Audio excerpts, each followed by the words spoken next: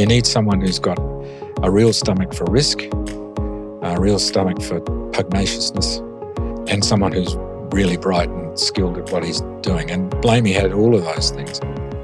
Welcome to Afternoon Light, the podcast of the Robert Menzies Institute, hosted by Georgina Downer. There's something deeply revealing about the way a nation remembers its military leaders. Some are elevated to near mythic status, just think of Sir John Monash. Others, however, are flattened into caricature. Their complexities erased, their achievements obscured, their reputations reduced to a single lingering accusation. Few figures in Australian military history have suffered the fate more than Sir Thomas Blamey. In the popular imagination, Blamey is remembered not as Australia's highest-ranking military officer, nor as the commander of our largest ever army of more than 700,000 men, but as the general who allegedly accused his own troops of running like rabbits after Kokoda, a drunken, blundering relic of a bygone age, or so the story goes. And yet, if that story were true, if Blamey were truly as incompetent as his detractors suggest, why was he retained, promoted, and ultimately entrusted to sign the Japanese instrument of surrender aboard the USS Missouri in 1945? Why did successive Labor governments, hardly his natural allies, continue to back him? And why did Robert Menzies, a leader not known for sentimentality in matters of war, select him in the first place? These are not small questions. They go to the heart of how we judge leadership, particularly in moments when the stakes are existential, when decisions are measured not in popularity, but in lives saved or lost. Because as our guest today argues, good leadership is often invisible. It does not announce itself with drama or flourish. It reveals itself instead in what does not happen, in the casualties avoided, in the disasters averted, in the quiet efficiency of systems that simply work. So what if we misunderstood Blamey? What if the man long dismissed as a failure was in fact one of Australia's most effective commanders? Perhaps even one of its greatest. Well, today I have Brent Taylor, who has set out to answer precisely that question in his new biography, Blamey, the story of Australia's greatest general. Brent, welcome to Afternoon Light.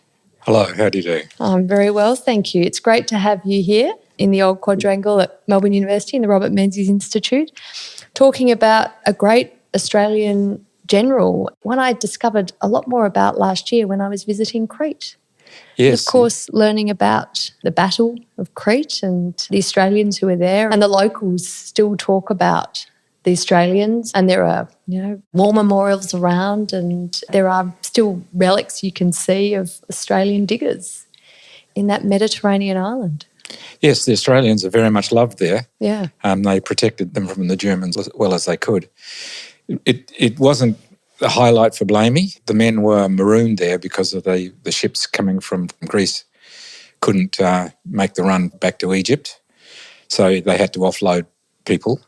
Unfortunately, despite pleading for them to come off well before the assault from the Germans, they were left there by Churchill. Mm. Both Blamey and the commander there, Freyberg, was unsuccessful.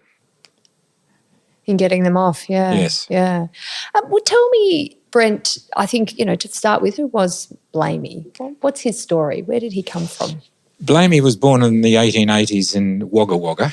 8 children in the family, not a very successful farming father, but a very smart mother by the sound of it. And all the kids got a good education, and Blamey was particularly blessed. He was a younger child, and he was luckily, unlike myself, born with a memory that could hold almost everything. And there's stories of him meeting someone 30 years ago and remembering not only the person but the conversation they were having. Amazing. And pulling them up on it. So, that's an invaluable skill as a commander, because that's what he did when he was out and about. He'd ask people how they're going and what they're doing, and that, you were doing that, and is it still going? But that's in the future. Religious family, he spent a bit of time as a schoolboy religious tutor and then went to Western Australia, ran some cadets at school, and he was a martinet, not a cruel martinet, but everyone did everything for Blamey. He had a very powerful voice on him. He was casting around for an occupation He thought he might become a lay preacher. He thought he might become a teacher. And then the opportunity to apply for the army came up, and he took that. Did cramming for a week and won the position. Wow. And there was some toing and froing and threats of legal action because he didn't get the job he wanted. The army finally caved in and did it. So that's one of the things that's important about Blamey, and that's probably the single best quality that Menzies looked for. He would stand up to anyone. It didn't matter who they were, he would stand up for anyone.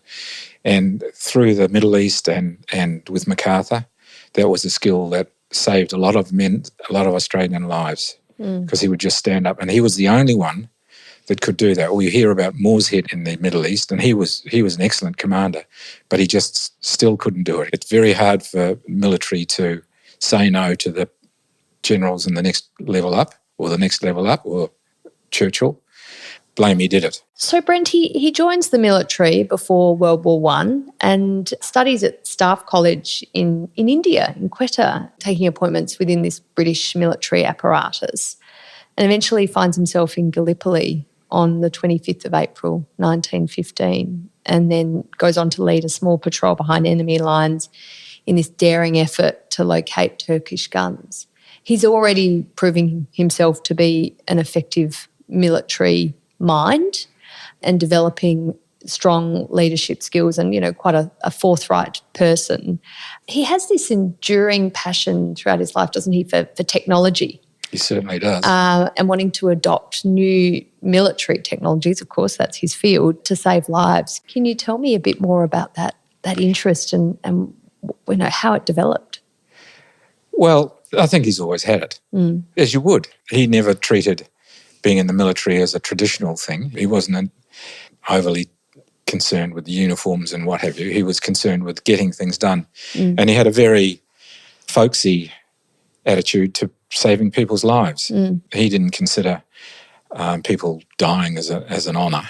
Right. So the first thing he did, and this is the first recorded example of his interest in technology, he came across a digger who had actually invented a gun with a elevated sight on it so that they could safely shoot at the enemy from below the edge of the trench.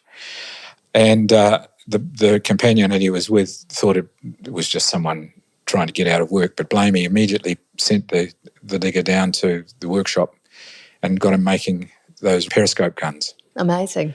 Yes, and that's very much what Blamey's attitude was right through everything. Get the technology to make it easier for the men, get the technology to save lives.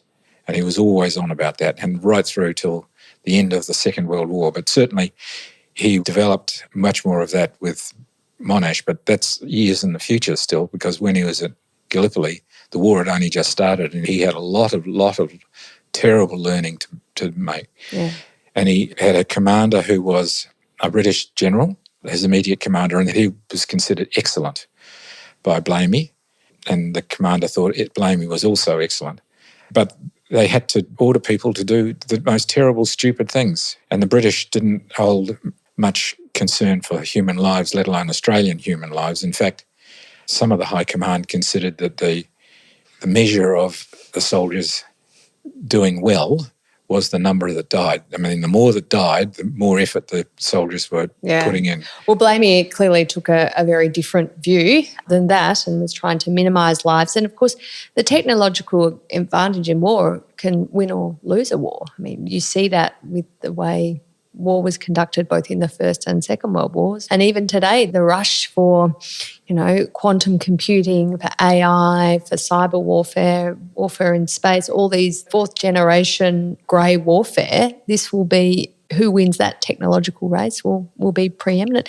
What I find interesting about Blamey is this sort of rapid rise through his early military career. He becomes the Chief of Staff of the Australian Corps under General Monash, of course, and then helps Monash in planning the battle at Hamel, which of course is the first time that Australian and Americans fight side by side, the sort of earliest iteration, if you like, of the alliance. Why do you think he was so sort of clearly recognised early on for great military leadership and strategic skills. He was super bright. He could hold information. He could manipulate information in his mind. He did more than help Monash with the mapping and the strategies. He was not the architect, because Monash would have said, we fight here and it looks like a good thing, and then come up with a plan. And that's exactly what Blamey did. The only thing he missed out in the Second World War was field command. He wanted to field command at some point, and he was briefly in it, but never really. But he was most valuable where he was. Monash, in his book about the last part of World War I, sang his praises. And Monash wasn't a praise singer. So Blamey was instrumental in the success of the Australians in Hamel and beyond, Amiens and all those battles. So he really was a protege of Sir John Monash then, Blamey? He was not quite. You can't quite be protege to the commanding general. You've still got to do what you can. But he was seriously listened to. Yeah. As he did in his own turn. Robert Menzies, who becomes Prime Minister in April 1939, appoints Blamey to lead the army in late 39. He's not young by that stage. I mean, he's born in 1884.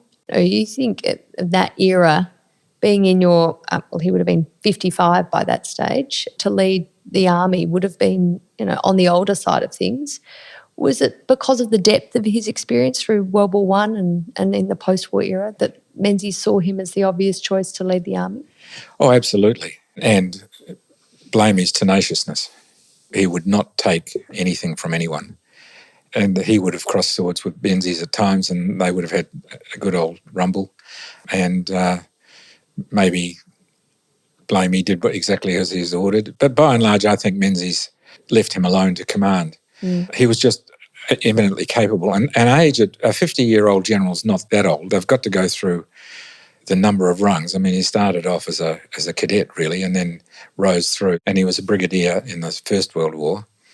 So it's quite a rise, and there was also quite a span between the wars. One of the other things that Blamey did as a result of being in command early is he had the ability to choose his commanders to look after the men. So he was very keen on making that happen. And that's something I think Menzies would have had in the back of his mind. He'd seen him operate.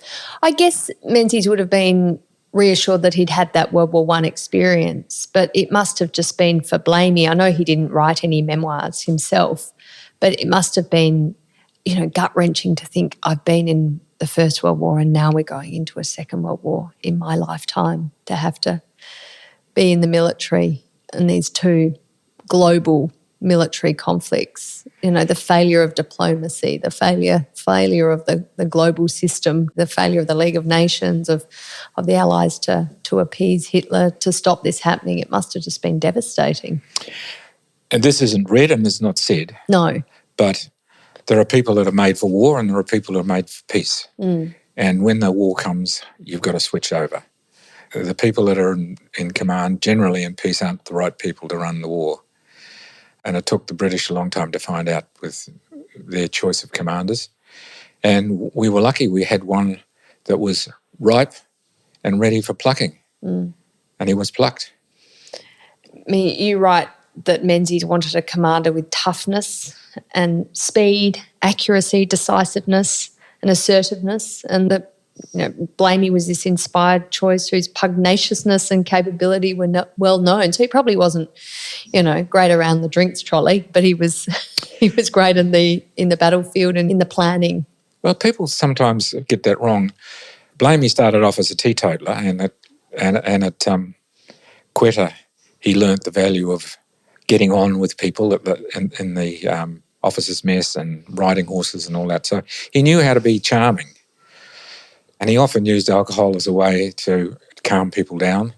And he's talked of as being a wowser or he drank when it was off duty and out of the way, and he drank socially with people, but he used that as a motivator. So, he's seen it as being a drinker and, a wastrel and a womanizer and all those words. He had different times, but certainly with the alcohol, he used it judiciously as well. He wasn't like Churchill who had to have a bottle of whiskey a day and what have you. Yeah, well, Churchill's drinking. I actually can't imagine how someone was able to do what he did and drink the amounts he's alleged to have drunk with whiskey and champagne and at all times of day. But Blamey is leading the army through World War II. This is a war where Australians are fighting not just in Europe, in the Middle East, and of course throughout the Pacific, in Southeast Asia and in the Pacific. And he's across all those fronts. It's quite extraordinary what he's having to cover. What in World War II do you think were his key achievements that one could look back and say, we should be very proud to have someone like Thomas Blamey? Well, I mean, the final measure is, I think, is key outcome, which is 35,000 lives not dead that you would expect to be dead. So that's quite a lot of people. But in terms of skills and his mode of operation, as you say, he was across everything. Had a mind that could follow everything. He wasn't always in sufficient command. He didn't always have control. He had to do as ordered, and going to Greece was one of those cases. He might have been able to wiggle out of it, but he wasn't experienced enough at that time about what the British would do or the ends that Churchill would go to get his way. But as the war went on, he got more and more power, and eventually, and this is probably jumping ahead a little bit too much, eventually he convinced MacArthur to give him command. During the Kokoda Track War and the Beachheads War, MacArthur was in command, Blamey wasn't, but the Australians proved their worth compared with the Americans, and it was an unfair fight, an unfair comparison, because the Americans were green and the Australians had come from the desert and had gone through training school and all that. But nevertheless, it was the fact that the Australians were doing much better than the Americans. And that led to Blamey having planning carriage of the next 2 years up to Lae and Salamanca and those sort of places. And it coincided beautifully with the winning of Guadalcanal and the freeing up of large shipping. So we, under Blamey, had our best, most successful year of the war, in which he was 28 dead Japanese for every single Australian. Wow. And that's the best result. And a lot of that was not about fighting. A lot of that was about positioning. There was very little fighting man-to-man in that war. There was an awful lot of bringing the artillery in and using it judiciously. The Japanese hated it. Brent, Blamey has a negative reputation, and you've written this biography which makes the general point that is an unfair reputation and that we should be proud of his record and legacy, particularly insofar as it was one that saved a lot of Australian lives. Why does he have such a negative reputation? What did he do wrong to deserve that? It's not 100% clear, but the genesis of that comes from the years when he was head of police in Victoria, and he tried to do things that the unions didn't like. And the one that I put my finger on most is merit-based pay and merit-based promotion. Not a happy thing for people who have earned their positions by time serve. So the powerful people in the unions were in danger of being displaced, and they didn't like it. And then there was all sorts of palaver about how things happened, and he broke them up and sent them to faraway places. But they haven't forgotten that, right? As well as a number of other things. So now, when he was Commissioner of Police in Victoria, of course, was in the interwar period, 1925 to 1936. And of course, he's dismissed by the Country Party Premier Albert Dunstan in 1936 from his position. But I mean, this is what he was doing in the period in between finishing up in World War I and, of course, starting again in World War II. But he's known for his hardline conservatism, isn't he? And then, as you were sort of describing, this rather repressive treatment of protesters who he came up against with their strike actions. And so these actions ended up earning him this enmity with the left in Victoria at least, but probably more broadly around Australia. Certainly did. It's a problem with all change makers. They come and break things. They come into an organisation and break things, and a whole lot of people in an organisation don't like those things being broken. And probably he was there too long, but there were not enough options for a man like him. So the second tenure probably was a mistake. If you had somewhere else to go or gone back into the army full time, would have been a better outcome for him. But that's one of the reasons that Chifley didn't like him. He was, against the boys. Yeah. And it's one of the reasons his reputation mainly failed after Blamey's death. I mean, there's a scandal when he was police commissioner that his police badge was found in a brothel. And there's another, I mean, the reason he was forced to resign was for issuing an untrue statement in an attempt to protect the reputation of one of his senior police officers. So there's sort of muck being thrown at him, isn't there? Certainly was. The last one's probably more interesting than the first one, but I'll deal with that. The first one, Blamey says that he loaned his key to or his badge to a friend of his, and he did the dirty on him.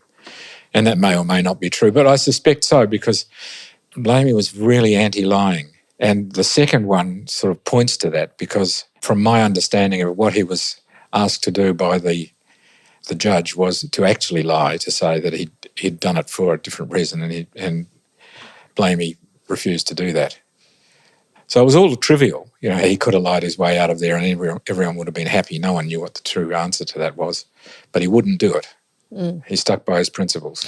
It's interesting then that Blamey, despite the problems with his tenure as Commissioner of Police in Victoria, and of course Menzies is from Victoria, so would have known these issues intimately and had been in state parliament during that time as well, that he, notwithstanding all that, still appointed him head of the AIF.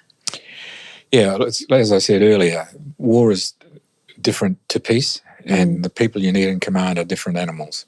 So you need someone who's got a real stomach for risk, a real stomach for pugnaciousness, and someone who's really bright and skilled at what he's doing. And Blamey had all of those things, and he demonstrably had that. So another one of the reasons he had such a negative reputation was his treatment of the troops in Koltaiki and this speech he gives them where I think it's a month after they've been relieved from a battle in which 222 of their comrades had died. He says that they were running like rabbits and he's, berating them. And this really stuck, didn't it? The troops all, spread the word around that this is what he'd said to them, and he got a hugely negative reputation out of this. He did, and I think most of it's a fit-up. The first report of this that came out in 1958, which is a few years after Blamey had died. Now, so when he'd given the speech, which of course, is in the middle of World War II.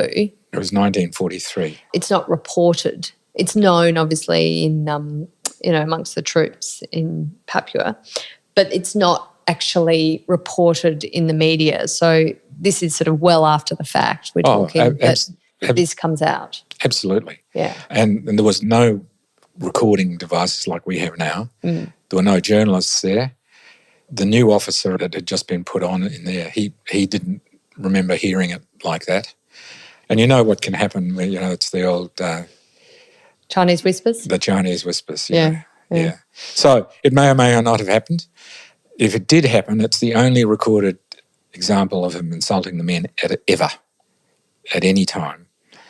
It wasn't habitual, and if it happened, and if he did that, I would say there's extenuating circumstances because he was about 2 weeks away from being forced to send our men to fight at the beachheads.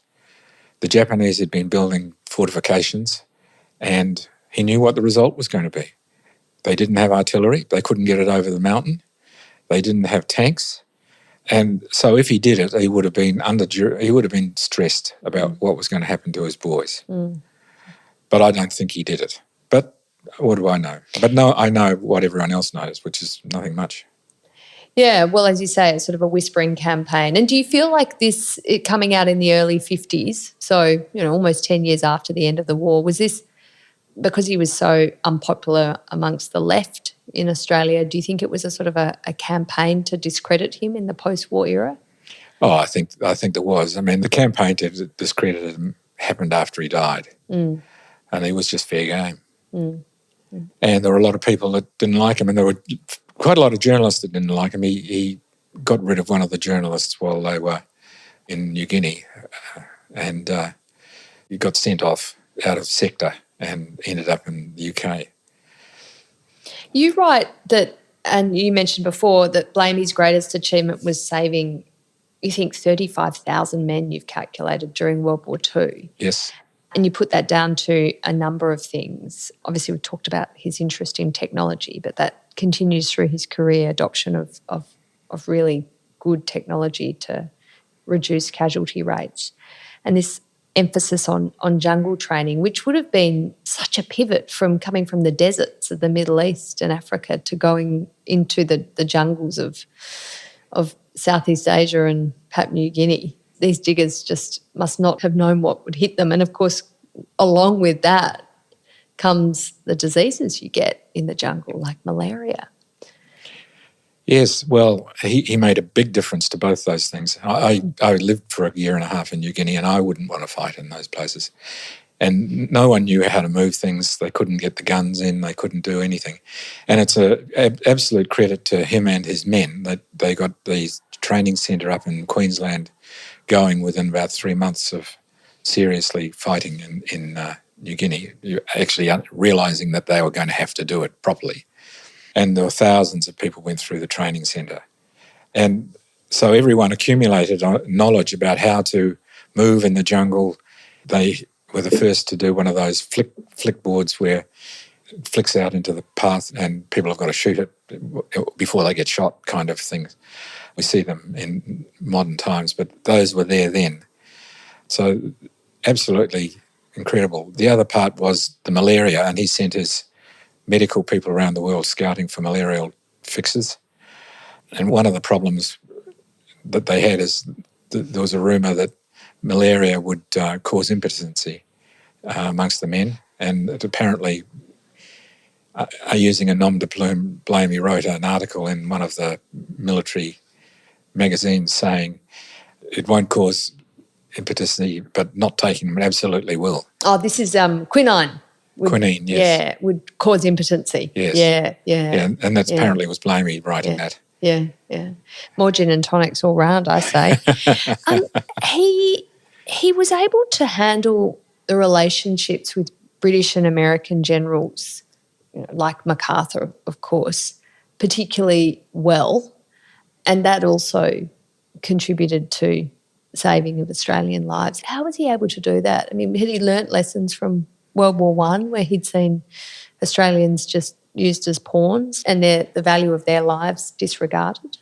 Well, aside from the Americans who he didn't know, for the British he actually knew quite a lot of them. Yeah.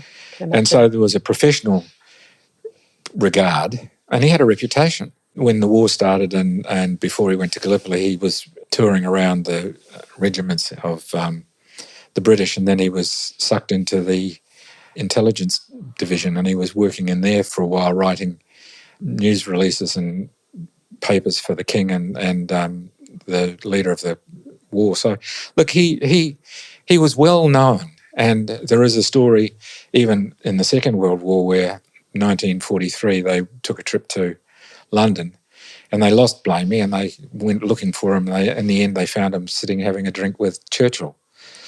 So they'd been in there swapping notes for hours, having a great old time, having a drink.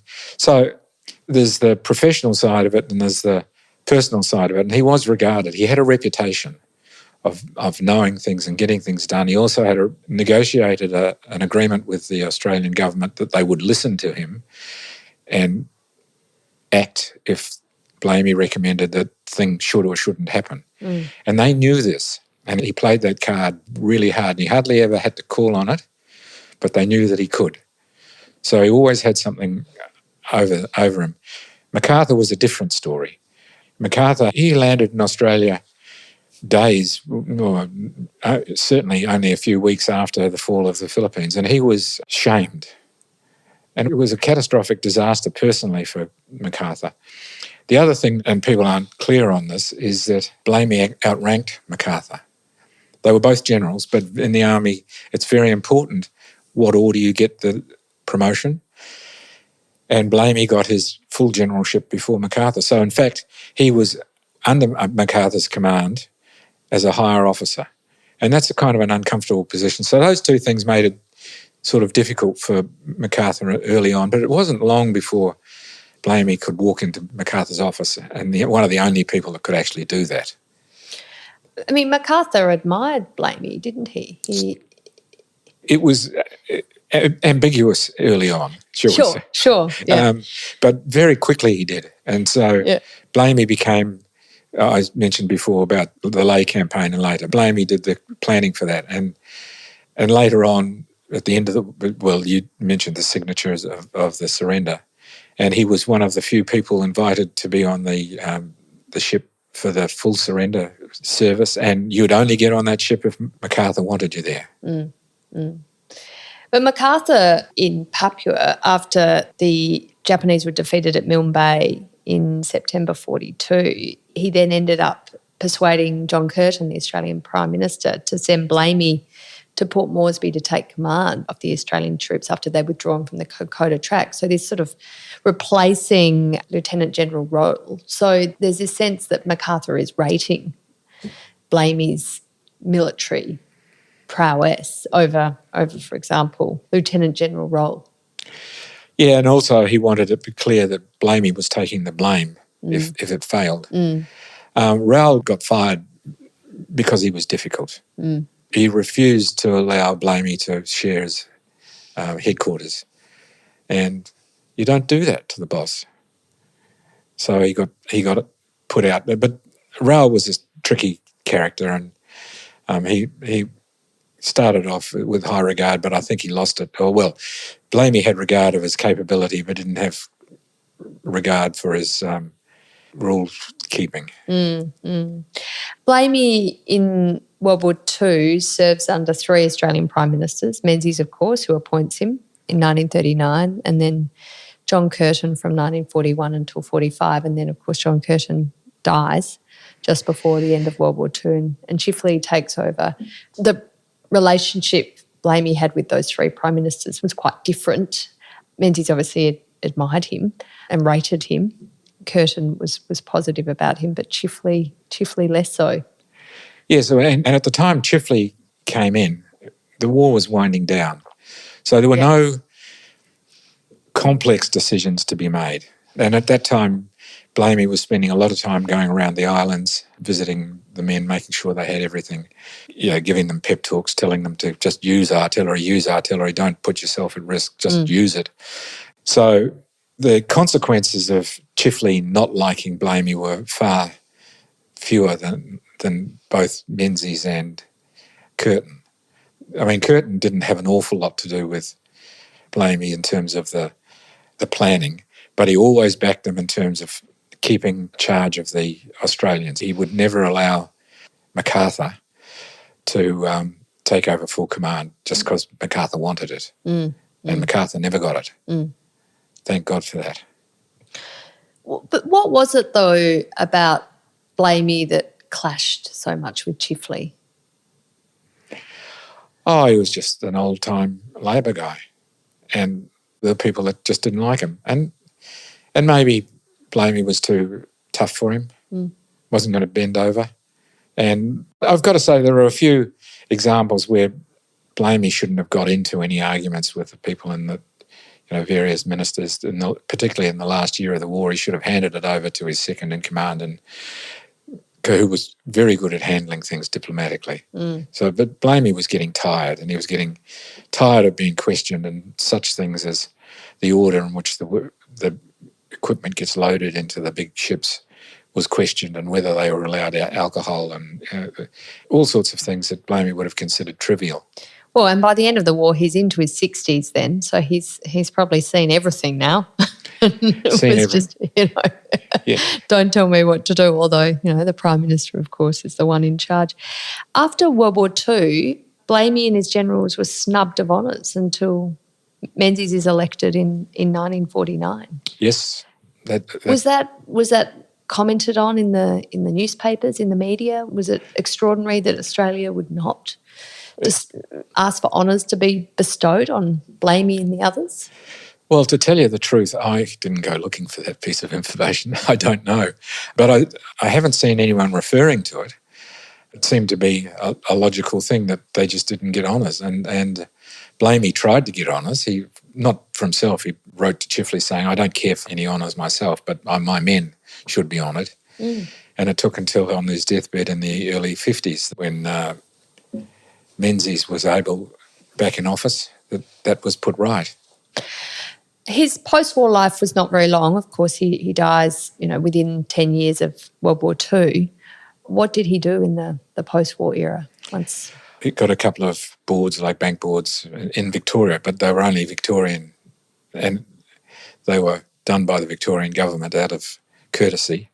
He didn't die a pauper, but he didn't die very well off. And I think that he would have been really tired from the war. Mm. He was working, 14, 15-hour days, hard work, making these decisions all the time, and it must have taken some toll. The other thing is people didn't live as long in those times. No.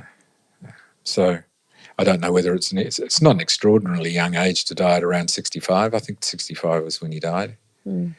But, yeah, I think he was disappointed, and it's a pity he didn't write a book, but it would have been difficult for him, and there would have been, writing about the secrets. That he had a lot of secrets, and he was under government command not to give up national secrets. Yeah. Well, and of course he dies not long after the end of World War II, so a lot of the secrets were still very much secret. Yeah. And, if they were released in the 60s, maybe not such an issue. Just before he dies, he's on his deathbed, Menzies restores him to the active service list and grants him the honorary position as Field Marshal. And he receives the honour from the Governor-General, McKell, basically on his deathbed, which I presume he would have been very grateful for. His reaction wasn't ever recorded. No. I suspect he didn't care less, actually. Right. He'd done it all, he'd seen it all, he knew what honours were. He wasn't an honour collector, although he did fight when he was a bit younger for one of his medals. What he was most concerned about was that his officers got their honours, and all but one, we don't know why that one didn't get it, but all but one of, I think, 15 got their medals. Menzies must have had a sense that Blamey wasn't adequately acknowledged and thanked, though, to do this on his deathbed, that more needed to be done to show the nation's gratitude towards him. Oh, absolutely. Oh, he would have been acutely aware. And particularly, they worked together in the early days. And so, he knew the care with which Blamey ran his army and listened to commands and his commands and what have you. So he knew he was a worthy man, absolutely. With no complaints about Blamey coming from Menzies. He had his hard man, his bright hard man, and so I think he would have seen that he'd done the nation's work and he deserved the honour. So despite the fact that there were negative caricatures of him as fat, drunken, womanising, incompetent, all these, really, really negative stereotypes and caricatures of him. When he died, he had a state funeral, yes, and 300,000 people lined the streets from the Shrine of Remembrance. Yes. So it's hard to marry those two things, isn't it? 300,000 people in Melbourne lining the streets to honour the end of the life of this great general and this negative caricature. Well, as we said, I think the negative caricature happened well after his, 5 or 6 years after his death. That's when it really started. But despite the talk, that there was a lot of talk about the Koitaki incident and they were calling people rabbits, I'm not convinced it was that widespread. There would have been a division that would have known about it, and others would have heard about it, and others would have gone, oh, well, And people also know that it's hard. Everything in New Guinea or in battle is hard, but particularly in New Guinea is hard. And very few people get through life without fluffing some important speech. They would have known about that. Is there a disconnect between civilian life and peacetime life and what we expect from people in positions of leadership and power versus the realities of war? I mean, we see that with, concerns over the behaviour of Australian troops in Afghanistan, that they didn't live up to our high estimation of them. The standards we hold them to are very high. We believe our soldiers will act with great honour and distinction and bravery. And yet the realities of fighting are you are employed to kill the enemy. That's the brutal reality. And that you're going to have to make in-the-moment decisions with very little sleep, possibly very little food, and poor levels of information too. Yeah, and that's right. I mean, full-on war is a different thing. We're doing the nation's work. Afghanistan, we weren't really doing the nation's work. We were doing work. And it's tough for those people because they're judged by full peacetime rules. And they go to, sent to a civilian court. Well, any misdemeanors should go to a military court. It's just very hard. But the behaviours in full-on war are different, and they're tolerated as such. Blamey would have generally been seen as good old Blamey for a whole lot of people. So, it's just there are war people and there are peace people. But fighting a war during peacetime is very unrewarding. Well, Brent Taylor, thank you so much for all you've done to bring the legacy of Blamey to life in this modern era and remind us of the incredible aptitude he had to military strategy and planning and, of course, the saving of so many thousands of Australian lives. Great to have you on. Thank you.